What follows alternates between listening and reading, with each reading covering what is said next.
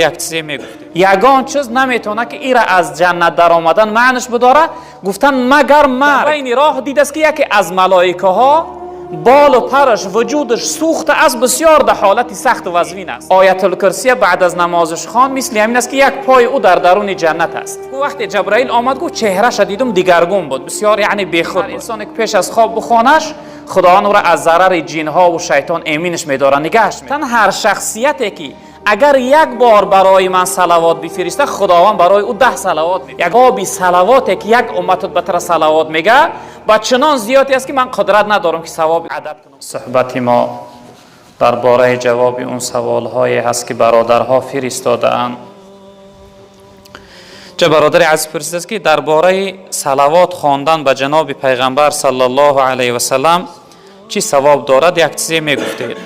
صلوات خواندن برای پیغمبر بزرگوار صلی الله علیه و سلم این برای ما امت از جمله واجبات است، چون که رب العالمین در قرآن امر کرده است که استعیذ بالله ان الله و ملائکته یصلون علی النبی یا ایها الذین آمنوا صلوا علیه و سلموا تسلیما اللهم صل علی محمد. خداوند در این آیت امر میکنه که پروردگار و ملائکه هاش برای پیغمبر صلی الله علیه و سلم صلوات میفرستند. یعنی صلوات خدا را مفسرها گفتن اون فضیلت درجه و مرتبه که خداوند به جناب پیغمبر داده است اونها هست. اما ملائکه ها برای جناب پیغمبر صلی الله علیه و سلم صلوات میفرستادند.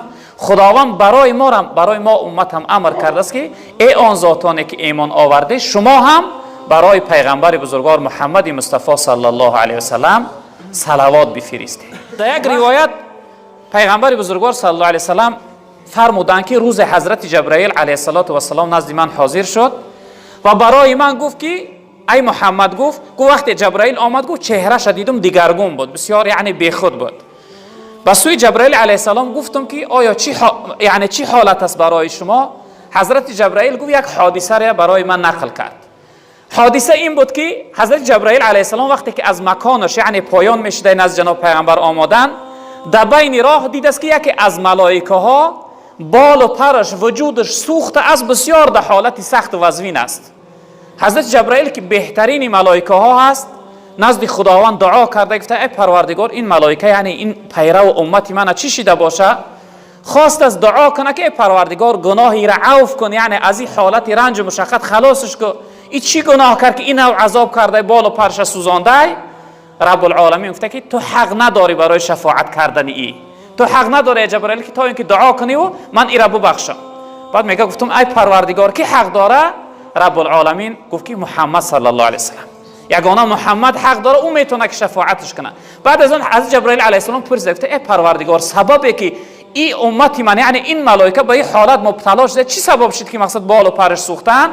رب العالمین گفت که این ملائکه نام حبیب من شنویده صلوات نگفت و همین خاطر من بال و پر ای را یعنی که سوزاندم.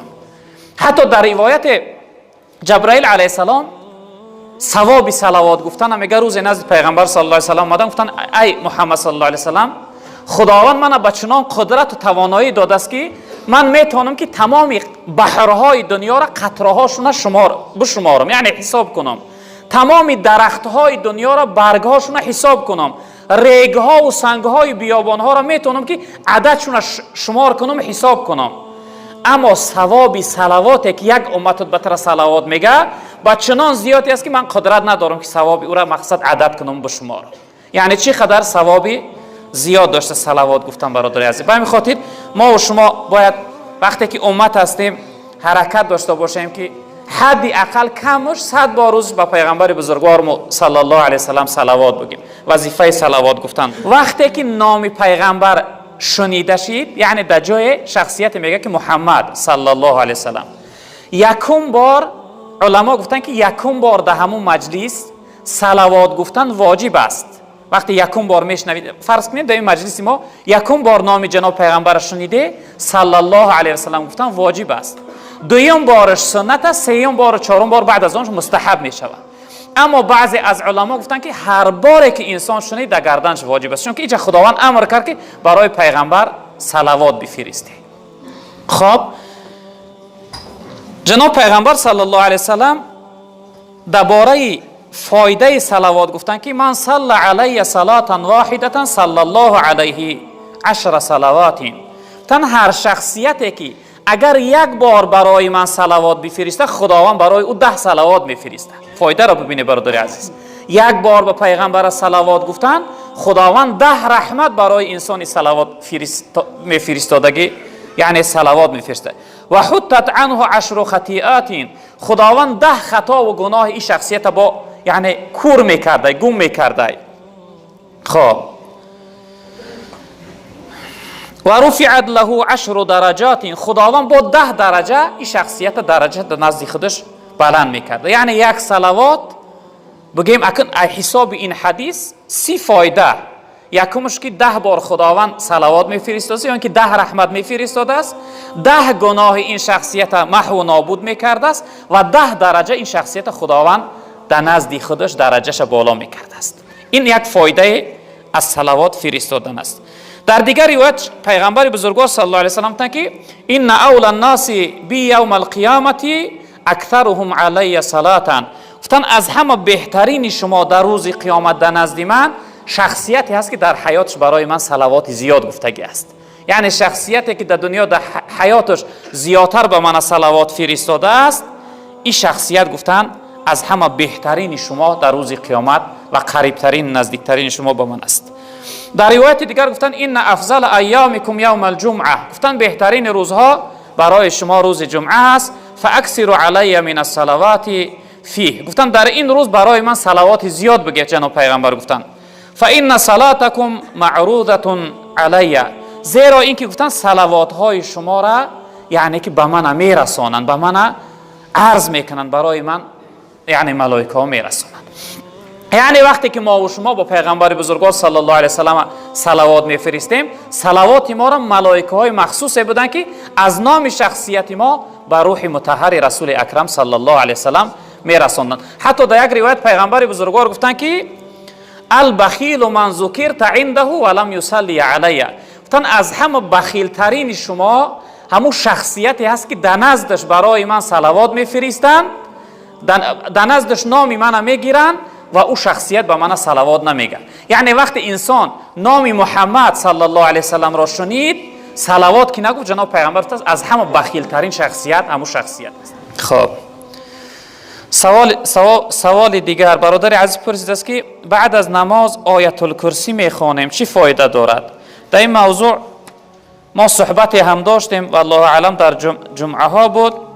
خواندن آیت الکرسی در فضیلت و فایدهش جناب پیغمبر صلی الله علیه و سلم گفتن که من قرأ آیت الکرسی دبور کل صلاة مکتوبة لم یمنعه من دخول الجنه الا الموت. تن هر شخصیتی که از قفای نمازهای فرضش آیت الکرسی را بخوانه، یگان چیز این شخصیت از داخل شدن جنت منع کرده نمیتوانه. یگان چیز نمیتونه که این را از جنت در آمدن معنیش بداره، گفتن مگر مرگ، مردن معنیش کرده. همین که جان از بدنش بیرون شد، او شخصیت داخل جنت میشه. یعنی که فضیلت خواندن آیت الکرسی، بعضی دوستای خدا یک مثال میارن، میگن انسانی که آیت الکرسی بعد از نمازش خواند مثل همین است که یک پای او در درون جنت است، یک پاش در داخل جنت است. همین که جان از بدنش بیرون شد یعنی که داخل آیت الکرسی بهترین آیت های قرآن است. در آیت الکرسی 18 جا ذکر یاد خدا آمده است، چی اشارتا باشه چی صراحتا. 18 جا در یگان آیت این قدر زیاد یعنی وصف خداوند، یاد خداوند، ذکر خداوند آمدگی نیست. به همین خاطر در روایت ها هم آمده جناب پیامبر صلی الله علیه و سلم که بهترین آیت های قرآن این آیت الکرسی است. آیت الکرسی در غیر بعد نماز، در شب خواندنش پیش از خواب، بعضی روایت گفتن هر انسانی که پیش از خواب بخوانش خداوند او را از ضرر جن ها و شیطان امینش می‌داره، نگهش می‌داره. روز بخوانش این چنین یعنی فضیلت زیاد داره در خواندنش. به همین خاطر چی در روز باشه چی در شب باشه حرکت کنه که خواندن آیت الکرسی برادر عزیز وظیفه کنه. بعد از نماز گفتم این برادر پرسید که بعد از نماز میخوانیم چی فایده داره؟ فایدهش همین است که سبب داخل شدن جنت انسان میشه. جناب پیغمبر گفتن کسی که بعد نماز خواندش هیچ یگان چیز او را از داخل شدن جنت منع کرده نمیتونه. یعنی که ان شاء الله رب العالمین بعد از مرگ به سبب فضیلت این آیت بزرگ داخل جنت میشیم. پروردگار بزرگوار برای جمعیت ما بخت سعادت دنیا و آخرت نصیب بگردان. گذشتگیامون رحمت و مغفرت بگردان. برادر از امروز داخل شدن گفتن یعنی خسرشون پدر بزرگوارشون بندگی کردن. پروردگار این قبلگاه رحمت و مغفرت بگردان. قبرش پر نور، روحش جاش جنت بگردان. یک مادر را امروز از دنیا گذشته بودن. پروردگار و شخصیتم غریق رحمت شایسته جنت بگردان. یک برادر در زندان بودن. پروردگار برای برادر یعنی آزادی همیشگی را هم در دنیا هم در آخرت نصیب بفرما. پروردگار تمام زندانی های ما را آزادی نصیب بگردان. به فرزندان را فرزند صالح عطا بفرما. محبوسا و زندانی را آزادی نصیب بگردان. زنها و مادرها را پروردگار را در پرده حیای خودت مستور بگردان. مسافرها و مهاجرها را پروردگار بخت سعادت دنیا و آخرت نصیب بفرما. در کسب کار حلالشون برکت ها عطا بفرما. پروردگار بار الله اسلام عزیز ما را در روی عالم غالب بگردان. دشمنهای اسلام خار و زبون نیست نابود بگردان. حکم و قانون قرآن را در روی عالم حاکم بگردان. پروردگار این جمعیت در دلها هر امید و آرزو مراد و مقصد داشته باشند به مراد و مقصد برسان. پروردگار خاتمه ما را به خیر بگردان. و صلی الله تعالی علی خیر خلقه مولانا محمد و آله و اصحابه اجمعین. یا رب.